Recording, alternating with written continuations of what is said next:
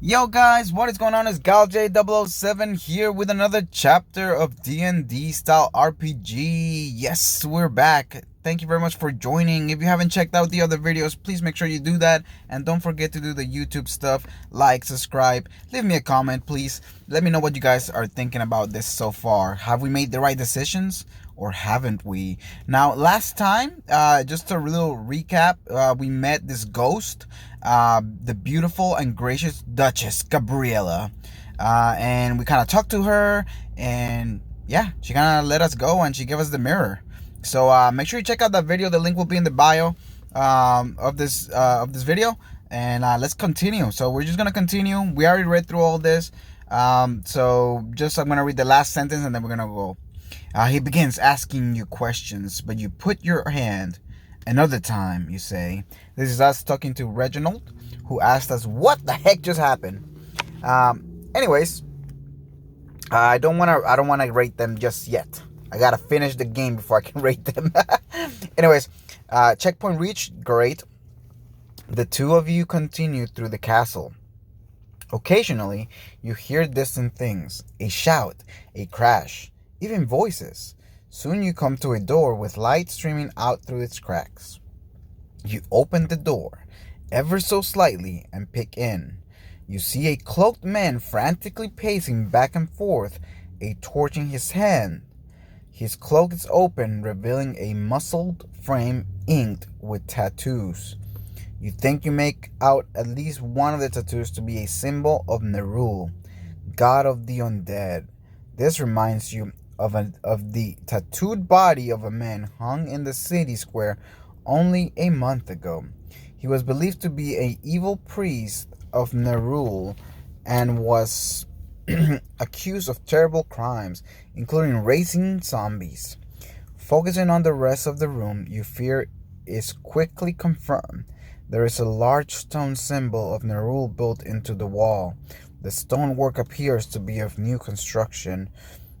In addition, there is a luxurious curtain adorning the wall, as well as a number of simple beds. Alright, so let's look at him. He kind of looks friendly, right?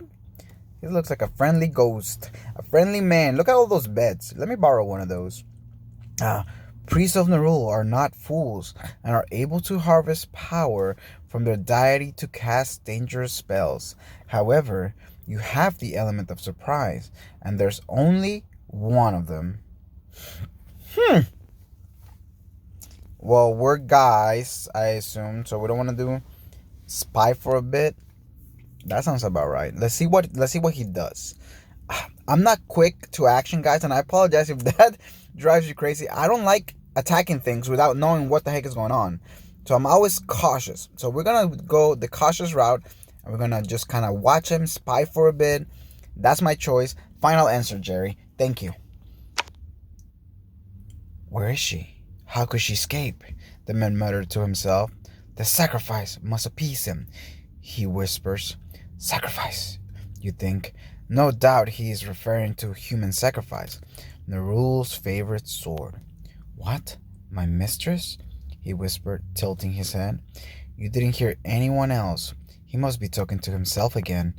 A moment later, the priest starts walking towards the door you have cracked open. Quickly, you move away, out of sight, and listen for a few seconds. You hear nothing, not even footsteps. What do you do? All right, so he's coming towards us. I think at this point we may want to attack him, right? What do you guys think? I think we should.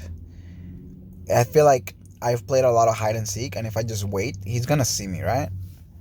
We don't know how dark this place is, really. I mean, in my imagination, it looks really dark. 2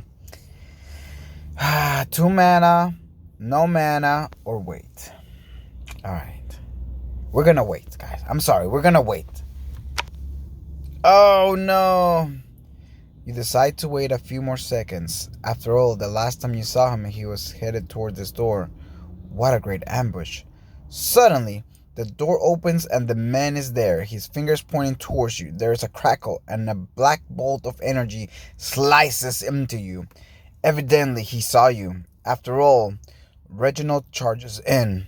The priest ducks back as Reginald swings his sword, but not fast enough. The blade slashes his shoulder. He tries to run, chanting something, likely a prayer to his foul god. He never finishes it. Reginald cuts him down with one great cleave. Dang it, so we took a hit here as well. Maybe I'm playing it too cautiously. And that's I don't know what happens if we die. Honestly, I don't know what happens if we take 7 more hits. We can't live like this, guys. Anyways, let's continue. Now that you are in the room, you can see that you're in living quarters. There are simple beds along the wall and a good-sized chest in the corner. Treasure, you think as you run over and try to lift the lid. Locked. That Nerulian priest did not die quietly, so perhaps you should have Reginald smash the lid with his sword and then get out of there. On the other hand, there ought to be a key around somewhere. Maybe you should take a few seconds to check it. What do? We're gonna search around for a bit. You stand guard while I search, you say to Reginald. You kick the body of the priest over. The corpse is a bloody mess, but you don't have time to be dainty about it. The man is nude other than the cloak and a golden amulet around his neck. The amulet is an unholy symbol of Nerul, the god of the undead. You would never keep such an evil thing, but it's coated in gold, so you could have it melted down. You rummage through his sticky cloak. Sure enough, you find a key. You trot over to the chest, key in hand. The key has the same hue of metal as the lock, and you are optimistic that it will fit. You are fumbling with the key when you hear something off the distance, and a chill goes down your spine. Are more coming? Did they hear the priest cry out? Normally you are cautious with chests, having heard that they are sometimes trapped. However, searching the chest for traps will take time and you're not particularly skilled in this trap detection. What do? Let's use the key now. Bam! What kind of booby trap is going to spring on someone with the proper key? You think to yourself. You carefully insert the key into the lock. It's a fit. You close your eyes as you turn the key. The top of the chest pops open as though on a spring and nothing happens. You exhale in relief. Inside is a bag full of gold pieces, some platinum engraved china, and a small black-bound writing book. You gather up your loot and hurry out to the room. The two of you have only taken a few steps into the dark hallway when you see flickering light up ahead. You could run back into the room and hide, prepare a firebolt to cast down the hall, or cast an illusion to try to distract whoever is coming. Alright, we're mages. Let's do some illusioning. An interesting choice. You wave your hands and infuse yourself with magical energy. Now you must prepare in your mind the illusion. In order to project a convincing illusion, it is best to pick something you have seen before, but you are tempted to pick something fearsome in order to scare them. What will the illusion be? A horde of goblins for sure. You cast the spell, and a horde of illusionary goblins armed with spears materialize running down the hall, yipping and snarling. Reginald has worked with your illusions before. He knows what to do. He runs down the hall at a pace just behind your goblins, sword drawn. Around the corner appears 2 cloaked men, priests of Nerul, you suppose. They freeze for a moment, completely taken by surprise, and then begin hurling bolts of darkness at the goblins in the front of the charge. The bolts go through the illusions, and you can see in their torchlight that the priests are furious at being tricked. Too late for them, Reginald closes on them with his sword and cuts them both down. You take the time to search the bodies and find golden, unholy symbol medallions on each of them, as well as 1 silver dagger. Not bad for 20 seconds of work. I tire of looting corpses. Let us be off to find the merchant and glorious reward, you exclaim.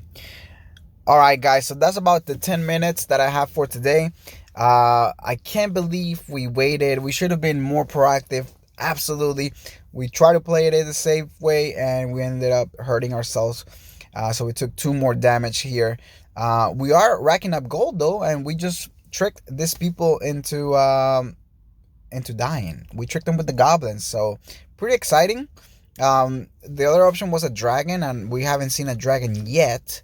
So I figured maybe the goblins would do, and it worked. But guys, I hope you guys are enjoying the series. I really love this. I hope my voice is not too bad, I guess. I hope it's a little bit calming at least. But I do appreciate you guys watching the video. Again, the other videos, if you haven't watched them, they will be in the description. Just so you guys can kind of start from the beginning or kind of know what's happening. I always try to give you guys a little refresher when I start, kind of like a flashback type of thing. But yeah. So anyways, guys, thank you very much. You guys have a good day, and I'll see you guys later. Thank you.